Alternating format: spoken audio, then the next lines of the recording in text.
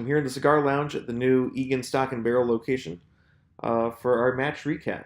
Stock and Barrel has now officially become affiliated with USPSA. We're Club MN18. I'm very excited to be a part of this and continue to help Stock and Barrel and USPSA in general in the state of Minnesota grow and become even more awesome. So look for classifier matches coming up pretty soon too. How did things go? Stage 1 was really, really good.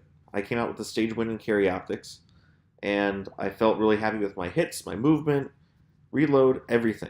Stage 2, on the other hand, was a little bit of a struggle bus. What I'm least happy with on this stage was my hits. Now, this was only a 15-round course, so 7 paper, 1 steel, and I actually ended up with more Charlies and Deltas than I had Alphas on the paper targets.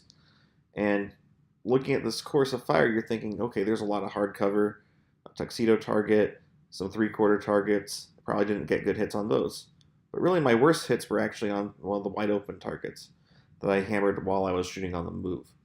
And looking at the video, I can see very clearly where my red dot is when I break those shots as I'm moving into that position in the V.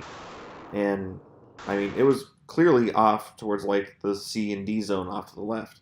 So if I had just been a little bit more patient with my dot, waited until I got a better sight picture before I broke those shots, it would have been a different story. I also cost myself probably 1 to 2 seconds when I was moving into the V with the order in which I took my targets and the way that I moved. I was inefficient and induced a couple of unnecessary transitions because I didn't execute my stage plan the way I wanted to. Those couple seconds may not seem like much, but in a tight race like this, it could have been the difference between me being where I finished and maybe 1 or 2 spots higher.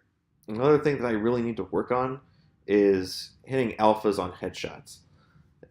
For a long time, I've kind of been okay with taking 2 Charlie on those. But when I'm dealing with, again, like a 7 paper target stage, I really need to start getting those alphas. So that's something I'm going to work on both in dry fire and live fire in the next couple of weeks. I know I've been light on content recently between the terrible weather, match cancellation, and a lot of stuff going on in my work and personal lives. It's been kind of hard for me to get my live fire and dry fire in. I'm really motivated to change this. We're closing on the end of indoor season, so I want to finish really strong and then get myself ready for outdoor season, which will start in just a couple months. And that's a really fun time of year. And I'm really excited to see how I improve over the course of this coming year. Thanks for tuning in. I'll see you on the range.